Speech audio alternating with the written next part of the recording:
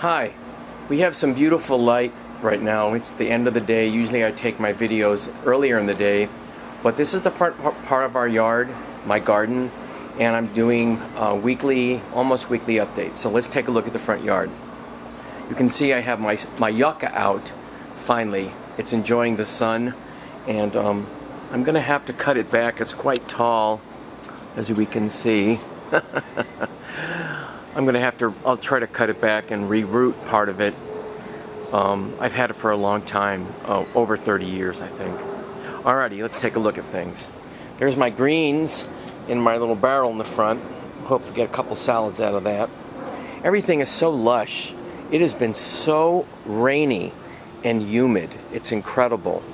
Here we have some really beautiful peonies, which unfortunately I didn't prop up, but they don't seem to be any worse for the wear. I'm going to make a bouquet out of some of them.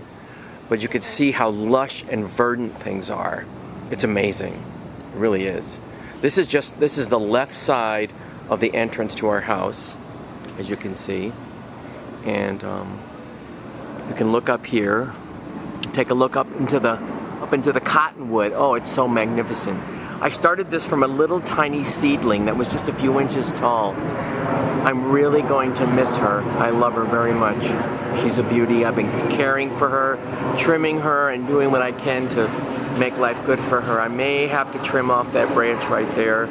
It's hanging down in the street, but we'll see. Alrighty, let's take a look here. Oh my goodness, look at the wormwood. I just planted a small plant last year. This beautiful grayish green soft foliage looks so nice against the other textures in the garden.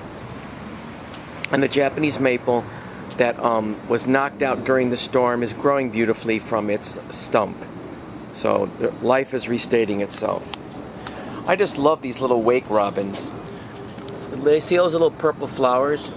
Sometimes there's more, sometimes there's less, but these little wake robins are just charming, and they just grow so beautifully in the garden. We got a really nice woodland garden look.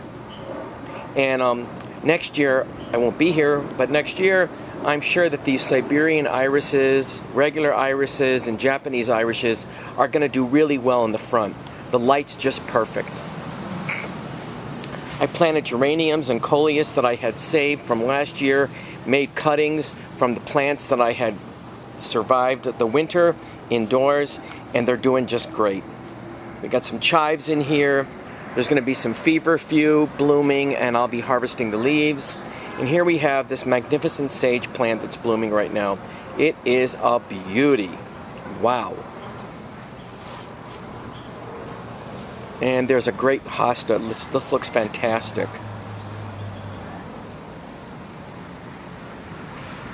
I'm going to really miss my front yard garden. I spent so much time making it beautiful. Well, here's the side of the house. There's a lot of flowers here. There's going to be lilies, old-fashioned garden phlox, and of course the peonies over here are blooming nicely. And then you look back and you see the ocean of ferns that go all the way back alongside the house. Let's take another look at the big round circle. There used to be a big, gigantic, about a 50-foot tall scarlet maple tree here last year, surrounded by these herbs and lilies.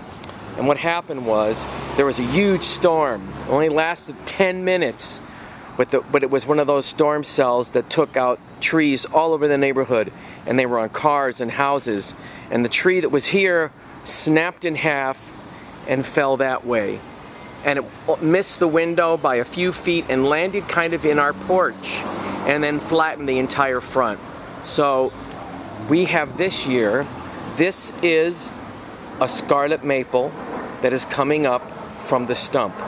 And if it's given love and care in the future, it will be a tree.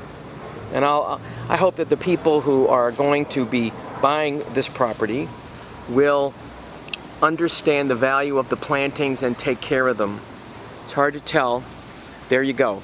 Thanks for watching. I'll give you an update in another week.